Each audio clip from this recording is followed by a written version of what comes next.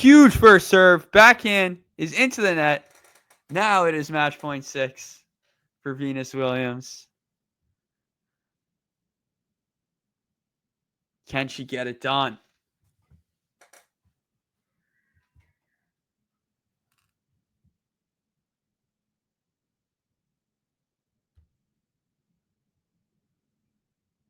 She has to go to that big serve wide. It's worked so well for her tonight. And already hit an ace in this game. A huge first serve to the body, and it's into the net. Venus Williams, at 45 years old, gets a wild card into Washington, D.C., and takes down Payton Stearns in the first round. Straight sets. Oh, my. And the famous Venus Williams twirl is on display. The crowd is going crazy. What a story. What a night. Just insane. Wild. The serve and return dynamic. The serve, I'm not that, well, I'm a little surprised, at the serve. I'm surprised as well at Payton Sterns, but we'll come to her second because I think this is obviously Venus's night in Washington after a 6-3, 6-4 win. But I saw a few tweets saying I haven't seen Venus serve like this for a decade, and I think that makes sense.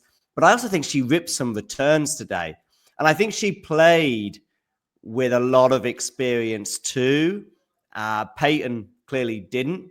But what were your thoughts on? I mean, we didn't see Venus have to move a lot in the first set and a half, I would say, in terms of there was a lot of very short rallies, which obviously favored her. Peyton, on the odd occasion, she decided to sort of push it a little bit, let's say. Venus was there to punish her. So I understand that it's easier said than done, than you can just play like Kasatkina. I do think that Peyton was also a little bit overwhelmed, not by the atmosphere, but by the occasion and the person who she was playing. But wow, Venus Williams, tell me more, Brenner.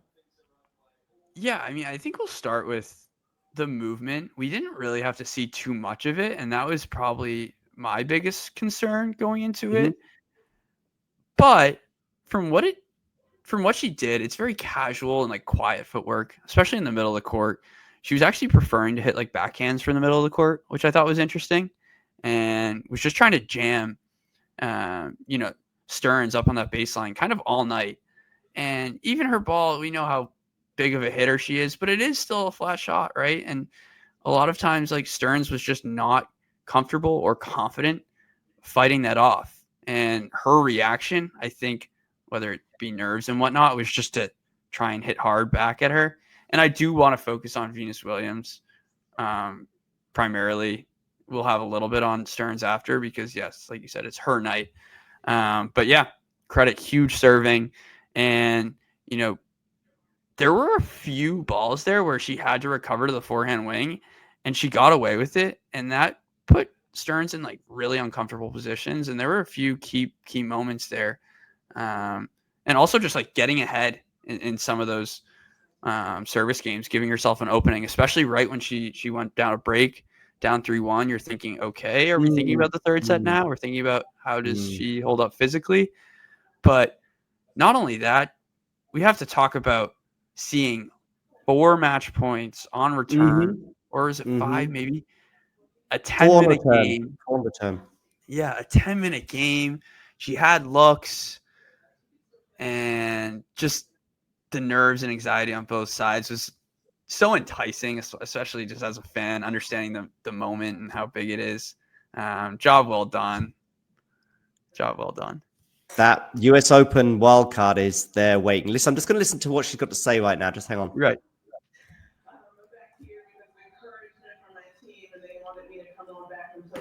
So a lot of this is for you guys. Yeah, she got plenty of encouragement. Of course, she was barely able to move a year ago in terms of the knee, I think, was an issue. So how much That's Andrea helped you in this comeback, and you're happy, the smile on your face. I mean, how much has he made a difference in your life? Yes, my fiance is here, and I mean, he really encouraged me to keep playing. I don't know if she responded in the first question or two about how she won that match. I mean, I get this. We'll get some more hopefully from the press later on, but yeah. That's quite funny. She's got some humor there. She said it's a bit like a 9 to 5, except you're running all the time in terms of how much work goes into this. Well, listen, that hard work certainly bore fruit. What else would you like to add, Brenner, in terms of that match that we just saw unfold? I mean, I think it sends kind of shockwaves through the tennis world, the tennis community. It does, yeah. I mean, there's a few ways to look at it. And like I said, we do want to focus on Venus because it does show you that, I guess, in a certain extent, the game doesn't leave you, right? And, she still has passion and enough of it to be out here because she was asked, it's humid, it's hot, you're 45. Why are you going to be out here? And her answer was simple. Why not? And she proved it tonight. I thought she was totally deserving and totally just impressed me, wowed me, because look, those were some real tennis moments, having looks to close out the match on return. You don't do it. Stepping up to the plate, going down love 30. I mean, that was some real drama that I don't think any of us were expecting to unfold. And I think we're just sitting here with, just smiles and happy for the sport. So this is not a 500 event, but actually a Grand Slam. Martina Navratilova won a singles match at the age of 47. I think that was 2004 Wimbledon.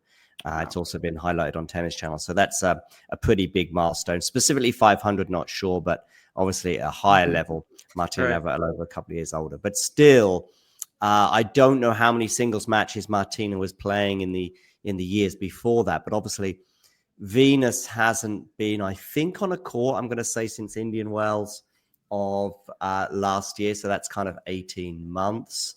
I think I've got that right. And I think she lost first round then. I think it was in 3 sets, to be fair, but it was a first round loss. And then I go back to sort of the grass court season, I think, of 23, unless I'm missing anything. Well, if she wants, I think if she wanted it, I think she probably just had to win a few games today. But now I think that wild card is probably waiting on her doorstep. I mean, I think she will take it. I think she will get offered it, and I think she'll take it. I think it's happening. And I think it will be a retirement because I think she knows that winning matches, I think, is something that's not... I mean, basically winning matches is the key. Can she win, if she played 10 matches across the year, can she win 5 of those matches, if you like? I mean, there's an element. Does she enjoy playing tennis? I think that's clearly the answer to that is yes. Would she be okay with, playing 10 matches and losing 9 of them, for example? I reckon no. But yeah, I mean, looking at some of these stats, by the way, Venus Williams hit 9 aces, not bad over 2 sets, albeit they were pretty lengthy sets. We had some pretty lengthy games, as you highlighted. 4 double faults apiece. First serve percentage from Venus, not mega, 54% first serves in. Hitting 19 winners, that's pretty important to the 15 of Payton Stearns. Payton Stearns hitting 41 unforced errors. In fact, both of them hitting almost double or more than double in Payton's sense. The number of enforced errors, 2 winners. Venus Williams will play Magdalena Frech next. And yeah, which will, once again, on paper, very... I wouldn't say it was like overly harder than Stearns on paper. No, I wouldn't not on paper, no. But in terms of a ball striker, once again, I mean, when the forehand's firing for Stearns, you're like, okay, that's insane. But even with Fresh last night against Danielle Collins, like, it was on display. So another huge ball striking match. Yeah, right. I think it was Magdalene that beat Daniel Collins, wasn't it, last night? But Correct. I know what you mean. Yeah, that's what I was saying. But yeah, sure. Oh, yes, for sure. Bastian here tweeting about winning at the age of 14 on her professional debut, and now winning at 45. Venus Williams, indeed, straight sets win over Payton Sterns. Peyton, yes. I don't know if her movement was compromised at all by what we saw on her leg. Actually, in a way, I'm intrigued by what Peyton was sort of looking at her team at times and saying to her team when she was sitting down on the bench at the changeovers, because she sort of seemed like nonplussed. Again, I'm always curious about the prep. You know, I was thinking about this with Anna Simova at Wimbledon. Of course, all the prep in the world can't do everything for you. But if I was, Peyton Stearns' coach, I would have been just focused on not playing the occasion, not playing the opponent in this way, and playing as much as you can your own game. And yes, okay, you've got a 45-year-old opponent, but she could beat you. And so I would have focused a lot on that in the build-up.